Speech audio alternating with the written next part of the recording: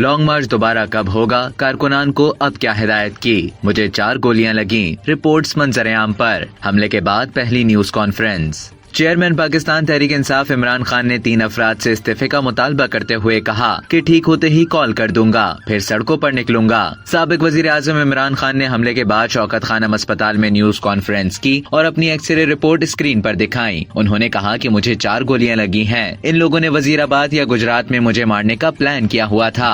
حکومت میں 3.5 سال رہا، اداروں اور ایجنسیز میں سب کو جانتا ہوں، وہ بتا دیتے ہیں۔ سابق وزیر اعظم نے مزید کہا کہ انہوں نے سلمان تاثیر کی طرح قتل کی سازش کی۔ پلان یہ تھا کہ عمران خان نے دین کی توہین کی ہے، اس کے بعد پلان یہ تھا کہ دینی انتہا پسند نے عمران خان کو قتل کر دیا۔ اس پلان کے بارے میں نے 24 ستمبر کے جلسے میں بتایا تھا۔ عمران خان نے کہا کہ ملک کی تاریخ میں اتنی عوام پہلے نہیں نکلی، یہ اس سے خوف زدہ تھے۔ 3 لوگوں نے منصوبہ بنایا، ایک دن پہلے دیکھا کہ کراؤڈ بڑھتا جا رہا ہے تو انہوں نے مارنے کا منصوبہ بنایا۔ ایک شخص پکڑا گیا تو کہا وہ جنونی انتہا پسند ہے، لیکن وہ انتہا پسند نہیں، یہ منصوبہ بندی کی تھی۔ انہوں نے کہا کہ ہم نے FIR درج کرنے کی کوشش کی ہے لیکن FIR نہیں ہوئی۔ یہ سب ڈرتے ہیں، قوم کے سامنے 2 راستے ہیں، پرامن یا خونی انقلاب آئے گا۔ قوم کھڑی ہو گئی ہے۔ عمران خان نے پارٹی کارکنان کو ہدایت کی کہ 3 افراد کے مستعفی ہونے تک احتجاج جاری رکھا جائے گا۔